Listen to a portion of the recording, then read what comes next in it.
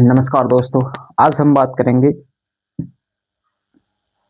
भारतीय संविधान का भाग 2, जो कि अत्यंत महत्वपूर्ण टॉपिक है, जिसे नागरिकता की बात करेंगे हम।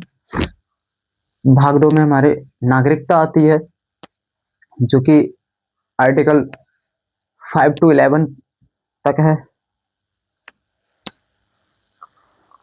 तो इस क्लास में हम समझेंगे, इसका कॉन्सेप्ट क्लियर करेंगे, आखिर ये नागरिकता है क्या चीज। दूसरा, आर्टिकल वाइज पढ़ेंगे हम, आर्टिकल वाइज एक्सप्लेनेशन करेंगे। उसके बाद इम्पोर्टेंट केस लॉ देखेंगे, जो महत्वपूर्ण केस हुए हैं वो भी देखेंगे। उसके बाद में जो करंट में है उसको भी देखेंगे, थोड़ा करंट में जो केस आए हुए हैं उनको देखते हैं। तो इस क्लास में हम बात करेंगे नागरिकता क्या है।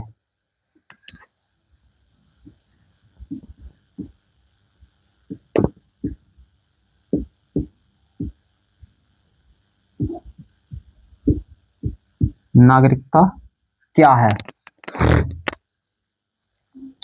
नागरिकता वह कानूनी स्थिति है जिसके द्वारा व्यक्ति को किसी राज्य का संपूर्ण सदस्य माना जाता है। जैसे नागरिक को राजनीतिक अधिकार मिलते हैं, नागरिक को मतदान का अधिकार मिलता है, जो राज्य का नागरिक होता है उसे संवैधानिक संरक्षण भी मिलता है, और सार्वजनिक पद धारण करने का अधिकार भी मिलता है। इसमें डिफरेंस क्या है? डिफरेंस की बात करें तो ये सब नागरिकों को मिलते हैं, लेकिन विदेशियों को नहीं मिलते हैं। और जो प्रवासी भारतीय होते हैं, कुछ लोगों को, कुछ प्रवासी भारतीयों को कुछ अधिकार मिलते हैं, कुछ नहीं मिलते हैं। तो हम बात करेंगे अनुच्छेद 5 की, यानी आर्टिकल 5।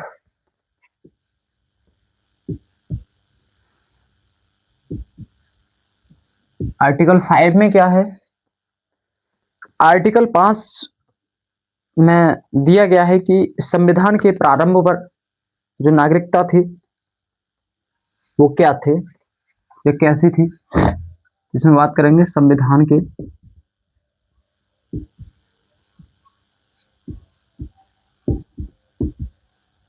प्रारंभ पर नागरिकता, संविधान के प्रारंभ पर नागरिकता। अनुच्छेद 5 क्या कहता है? अनुच्छेद 5 कहता है कि जो 26 जनवरी 1950 को जो व्यक्ति भारत में जन्मा हो या उसके माता पिता में से कोई भारत में जन्मा हो, या वह भारत में कम से कम 5 वर्ष तक, यानी कम से कम 5 वर्ष से रह रहा हो, तो वह भारत का नागरिक होगा। क्या कहता है ये अनुच्छेद? ये कहता है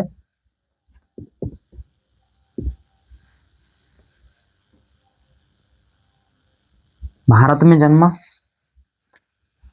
नहीं,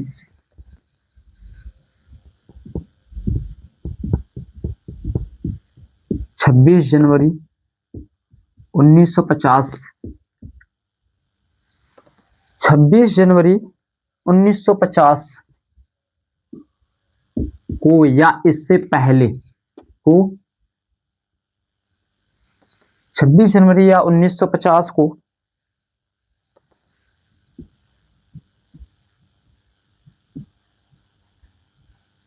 जो व्यक्ति क्या किया हो, भारत में जन्मा हो, क्या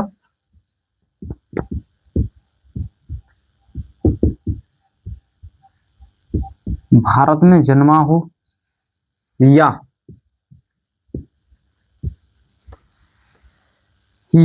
उसके माता पिता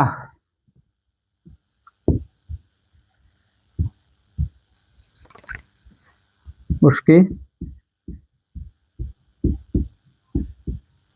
माता पिता कोई एक या दोनों माता पिता में से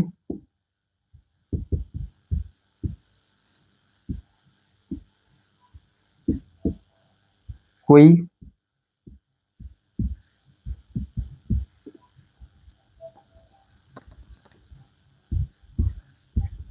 भारत में जन्मा हो। अगला है तीसरा पॉइंट क्या है, या वह भारत में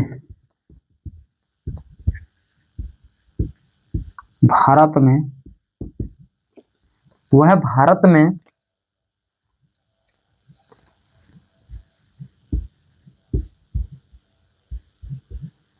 कम से कम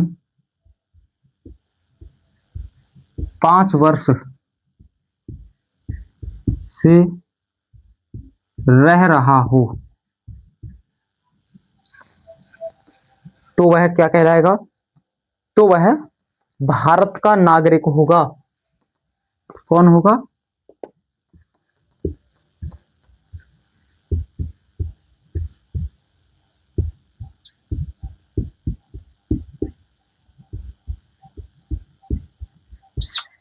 अगर इन तीनों शर्तों में से कोई भी एक शर्त अगर पूरी कर पाता है तो वह भारत का नागरिक होगा।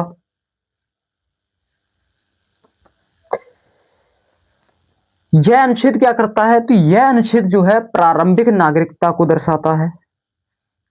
यह अनुच्छेद प्रारंभिक नागरिकता को डिफाइन करता है।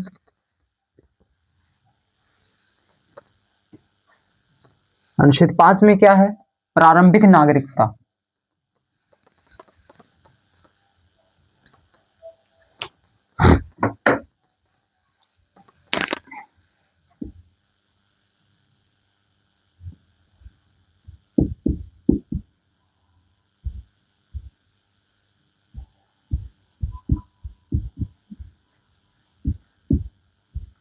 प्रारंभिक नागरिकता,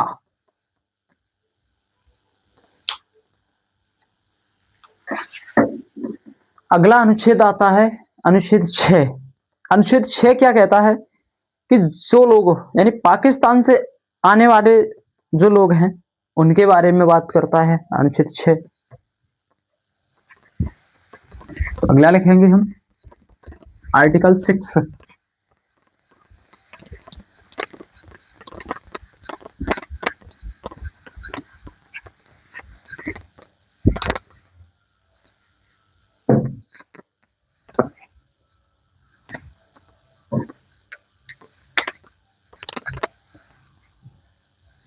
आर्टिकल 6 क्या कहता है, पाकिस्तान से आने वाले लोग,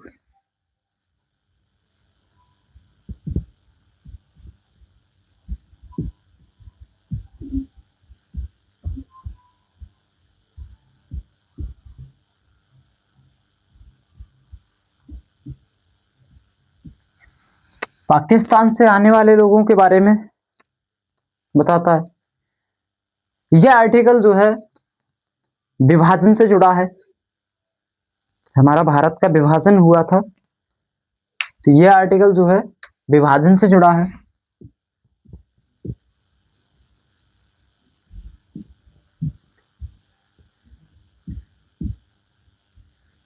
यह अनुच्छेद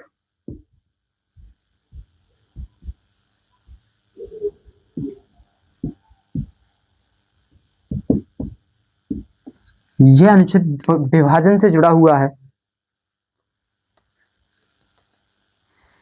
जो लोग पाकिस्तान से भारत आए थे तो उनकी शर्तें क्या थी, जो लोग 19 जुलाई 1948 से पहले आए थे उन लोगों को क्या है, स्वतः नागरिकता मिल जाएगी। यह अनुच्छेद कहता है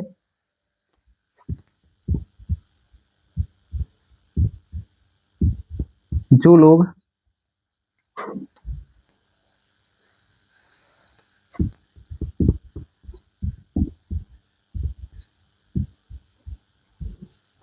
पाकिस्तान से भारत आए, कब आए, 19 जुलाई 1948, 19 जुलाई 1948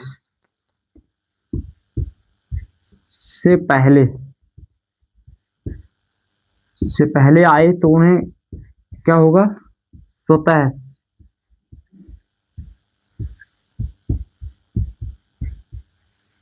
वो स्वतः नागरिक हो जाएंगे, यानी उन्हें जो है स्वतः ही नागरिकता मिल जाएगी।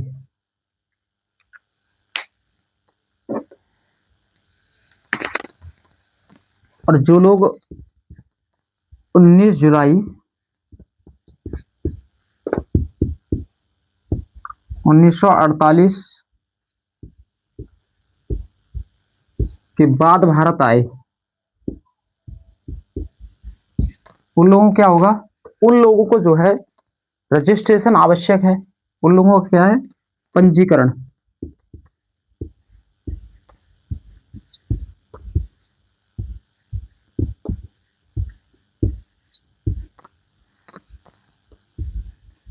वो लोग जो है पंजीकरण करा के नागरिकता ले सकते हैं। अगला अनुच्छेद है अनुच्छेद 7। आर्टिकल 7 क्या कहता है,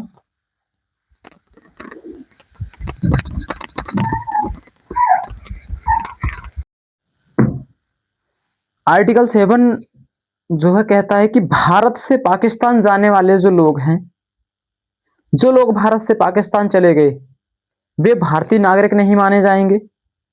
लेकिन यदि वे रीसेटलमेंट परमिट लेकर वापस आए, तब क्या होता है, तब उनके लिए नागरिकता संभव है।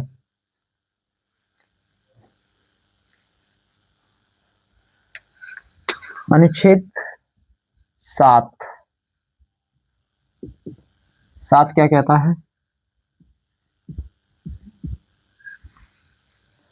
7 कहता है भारत से पाकिस्तान जाने वाली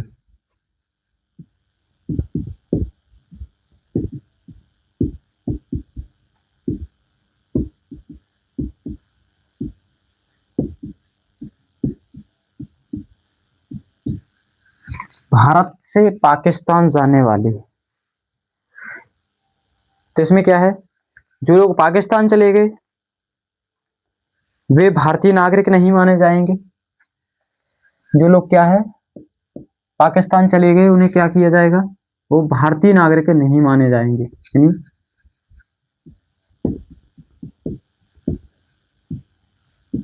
नागरिक नहीं, वो लोग जो है भारतीय नागरिक नहीं माने जाएंगे।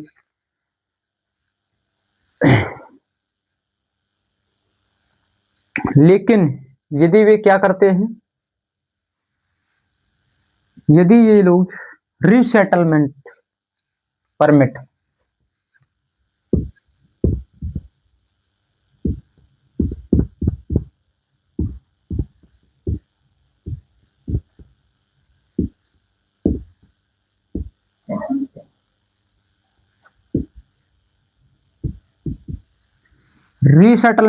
लेकर आए, तो क्या हो सकता है, इनकी नागरिकता क्या होगी,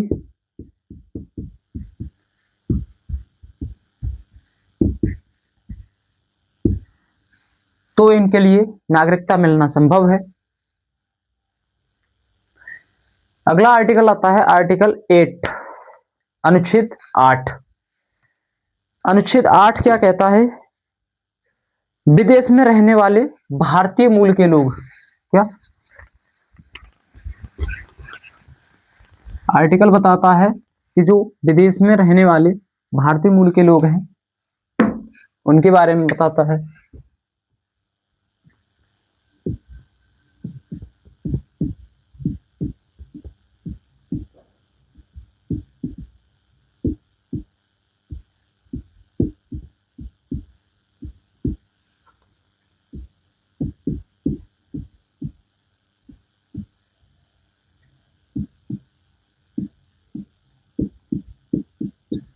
विदेश में रहने वाले भारतीय मूल के लोग, यदि कोई व्यक्ति भारत के बाहर रह रहा है लेकिन उसके पूर्वज भारत में जन्मे थे, तो तो वह भारतीय दूतावास में पंजीकरण करवाकर नागरिक बन सकता है।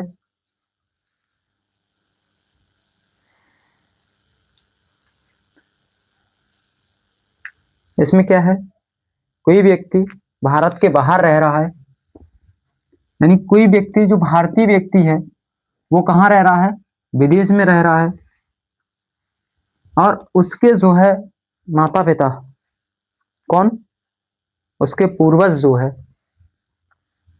इसके पूर्वज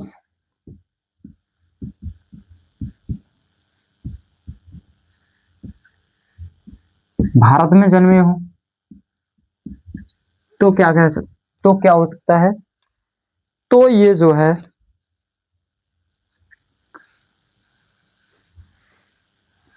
तब ये विदेश में रह रहा व्यक्ति क्या करेगा,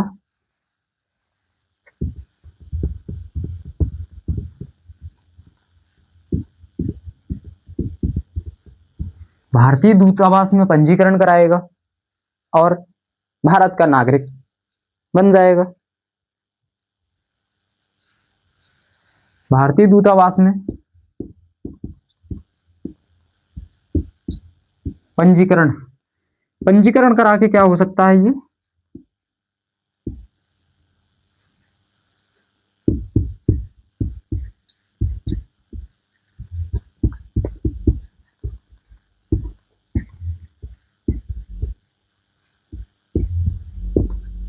भारत का नागरिक बन सकता है। कैसे, कोई विदेश में रहने वाला भारतीय मूल का लोग है, कोई व्यक्ति भारतीय मूल का है और वो विदेश में रह रहा है, तो और उसके पूर्वज जो है वो भारत में जन्मे, तो ऐसी स्थिति में वो क्या करेगा कि भारतीय दूतावास में जाएगा और वहां नागरिकता के लिए पंजीकरण कराएगा, उसके बाद वह भारत का नागरिक बन सकता है। अगला है अनुच्छेद 9, आर्टिकल 9। आर्टिकल 9 क्या कहता है,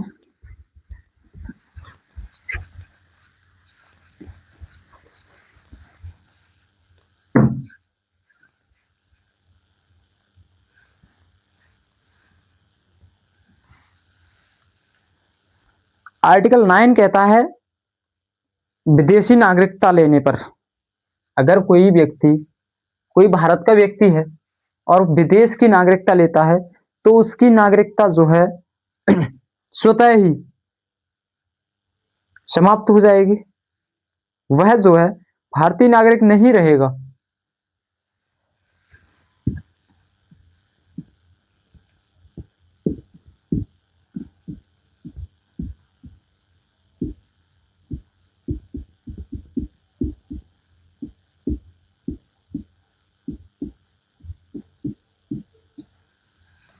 कोई व्यक्ति अगर विदेश की नागरिकता लेता है तो क्या होगा, यदि कोई व्यक्ति स्वेच्छा से किसी अन्य देश की नागरिकता लेता है तो वह भारत का नागरिक नहीं रहेगा।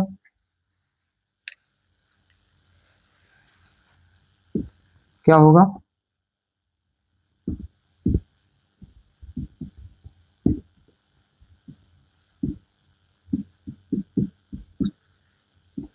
भारत का नागरिक,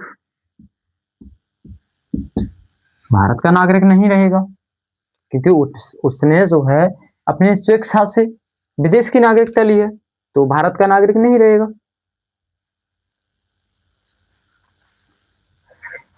क्योंकि भारत में कोई डुअल सिटीजनशिप तो है ही नहीं, यानी दोहरी नागरिकता तो है ही नहीं, जिससे कि वो भारत का भी व्यक्ति रहे और किसी अन्य देश का भी व्यक्ति बन जाए, ऐसा नहीं हो सकता है। तो इसलिए भारत क्या करेगा, उसकी जो है नागरिकता जो है समाप्त कर देगा और वह जो है विदेश का नागरिक हो जाएगा। अगला है आर्टिकल 10, अनुच्छेद 10। अनुच्छेद 10 में क्या कहा गया है,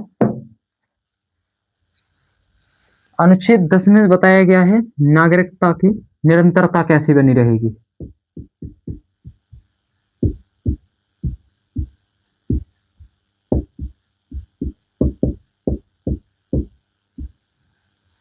नागरिकता की निरंतरता, जो व्यक्ति नागरिक है वह संसद द्वारा बनाए गए कानून के अधीन नागरिक बना रहेगा।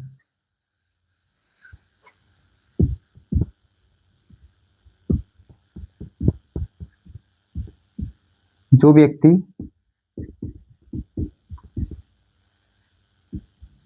नागरिक है वह क्या होगा, संसद द्वारा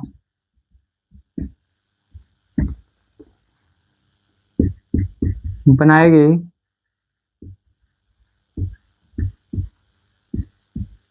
कानून के तहत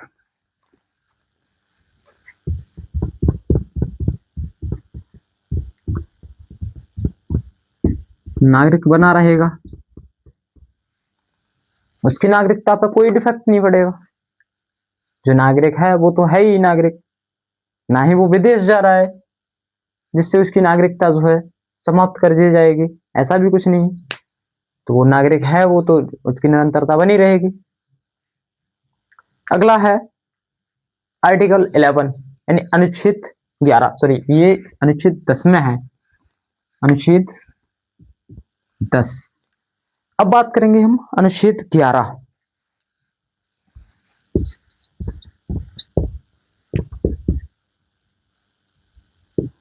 आर्टिकल 11 में क्या है, संसद की शक्ति।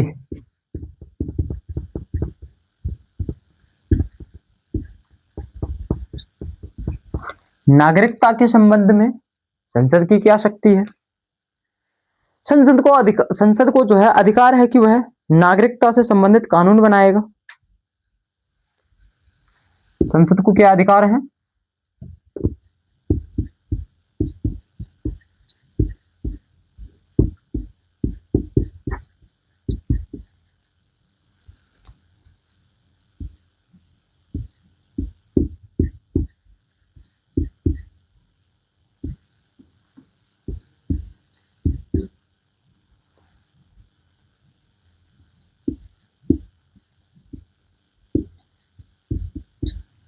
संसद को अधिकार है कि वह जो है नागरिकता से संबंधित कानून बनाए।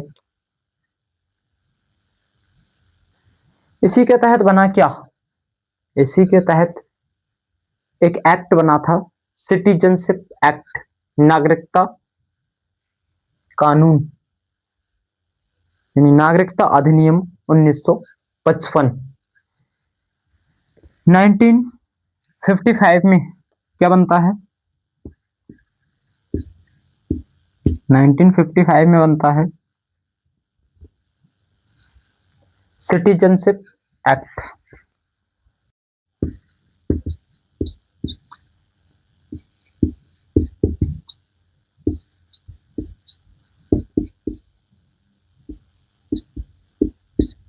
उन्नीस सौ पचपन में बनता है सिटीजनशिप एक्ट 1955।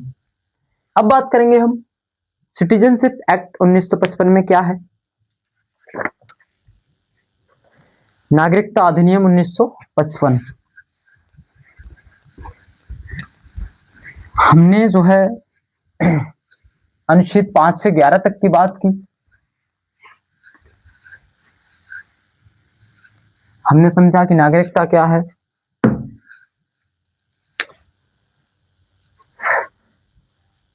नागरिकता अधिनियम 1955 की बात करते हैं।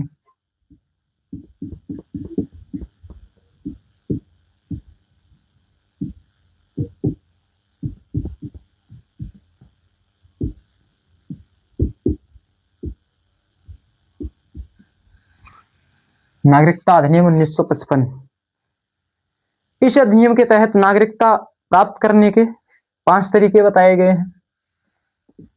ये जो अधिनियम है इसमें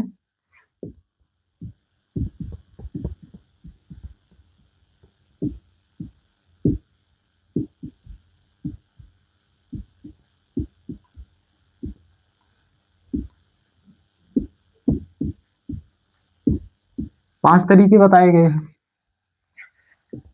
पहला तरीका है, जो व्यक्ति जन्म से यानी बाय बर्थ जन्म से, यानी जिसका जन्म ही भारत में हुआ है वो भारत का नागरिक होगा। दूसरा है वंश के आधार पर, जिसके वंशज जो है भारत के हैं वो भारत का नागरिक होगा।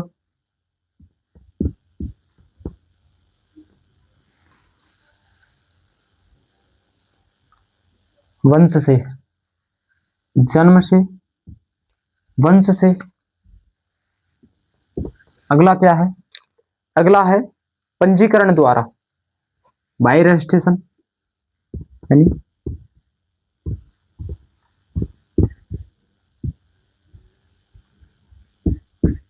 पंजीकरण द्वारा भारत का नागरिक बन सकता है। अगला है प्राकृतिकरण द्वारा, बाई नेचुरलाइजेशन,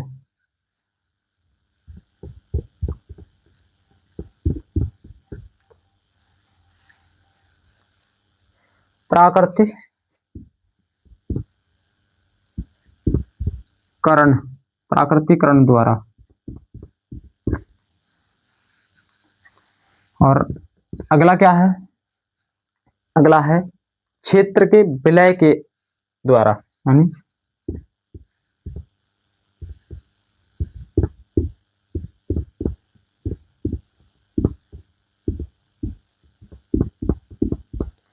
क्षेत्र विलय द्वारा,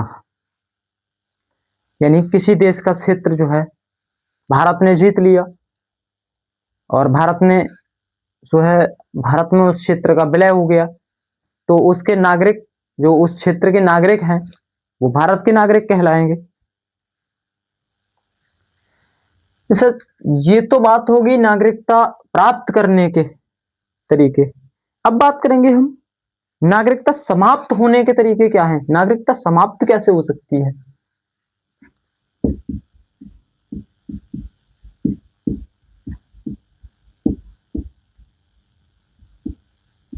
नागरिकता समाप्ति, नागरिकता समाप्त कैसे हो सकती है? पहला है आदमी, कोई व्यक्ति है अपनी नागरिकता से त्याग देकर किसी दूसरे देश की नागरिकता लेना चाहेगा, त्याग द्वार, त्याग से समाप्ति हो सकती है नागरिकता की। दूसरा क्या है? दूसरा है विदेशी नागरिकता लेने पर। क्या?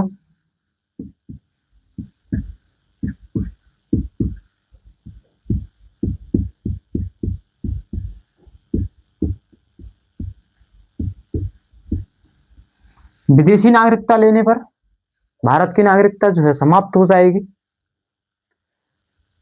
अगला है सरकार द्वारा निरस्त करना, टर्मिनेट।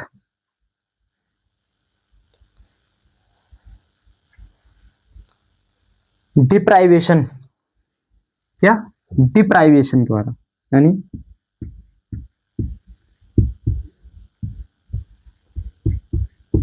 सरकार द्वारा निरस्त करना, सरकार द्वारा नागरिकता जो है समाप्त की जा सकती है।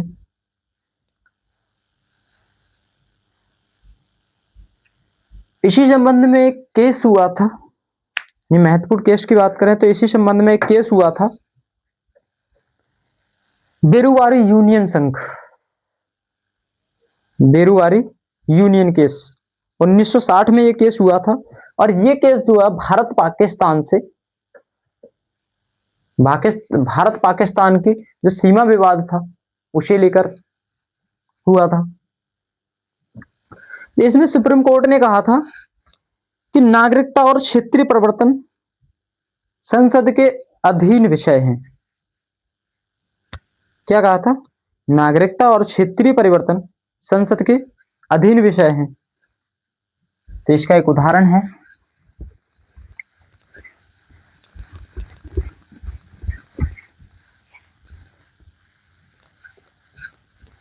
इस केस का उदाहरण है क्या? बेरुवारी।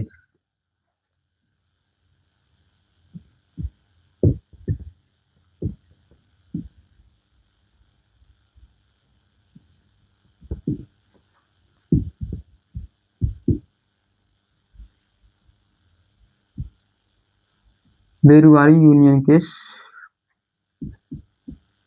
1960 किससे संबंध था तो इसका इसका भारत पाकिस्तान सीमा से संबंधित था।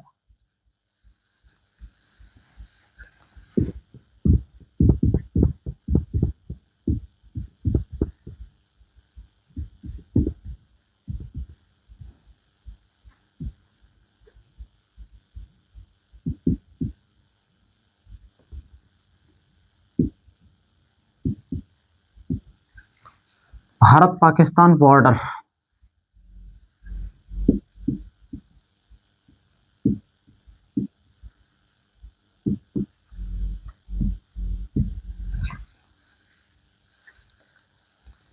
तो इस केस में जो है सुप्रीम कोर्ट यानी एससी ने सुप्रीम कोर्ट ने क्या फैसला दिया था इसमें इसमें कहा था सुप्रीम कोर्ट ने नागरिकता और क्षेत्रीय परिवर्तन जो है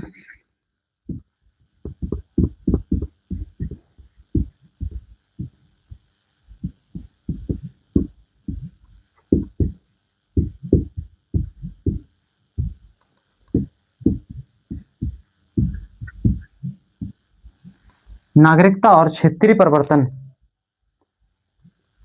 नागरिकता और क्षेत्रीय परिवर्तन ये जो है संसद के अधीन विषय है।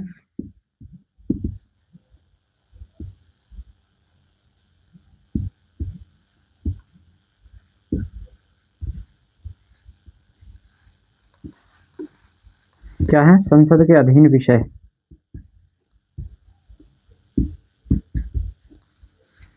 ये विषय जो है नागरिकता और क्षेत्रीय परिवर्तन संसद के अधीन है।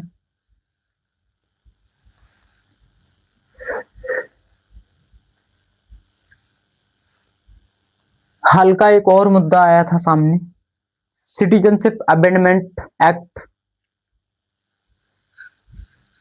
2019 यानी CAA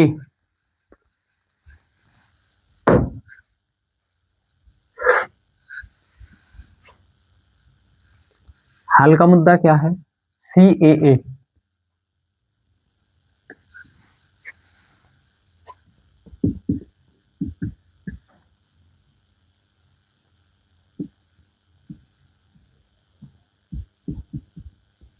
citizenship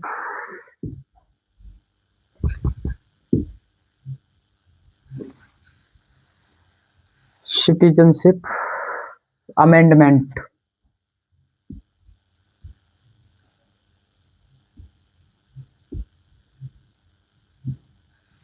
citizenship amendment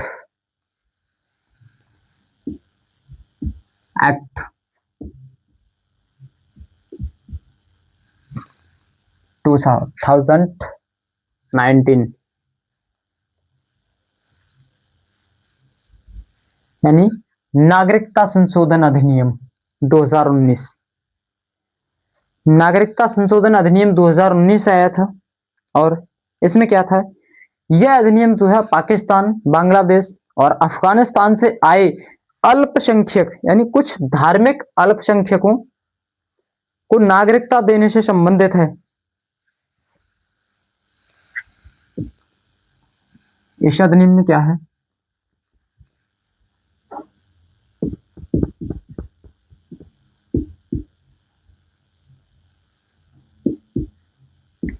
Pakistan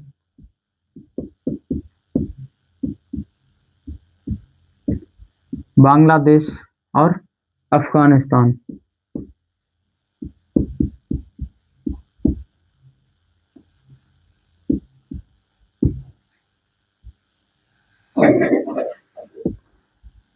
इन देशों से आए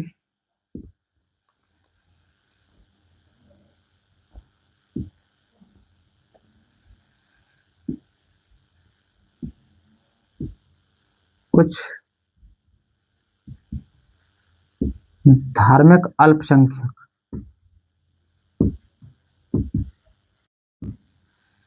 इन कुछ धार्मिक अल्पसंख्यक आए हुए थे इनको जो है नागरिकता देने से संबंधित था।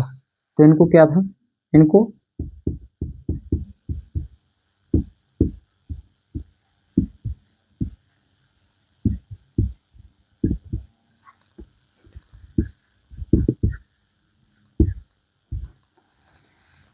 नागरिकता संबंधित देने से संबंधित था। आज की क्लास में हमने बात की, विस्तार से समझा। भाग 2 नागरिकता, जो कि अनुच्छेद 5 से 11 तक पढ़ा हमने। अगर आपको यह लेक्चर पसंद आया हो तो लाइक करें, शेयर करें और चैनल को सब्सक्राइब करें। मिलते हैं अगले लेक्चर में, तब तक के लिए धन्यवाद। जय हिंद।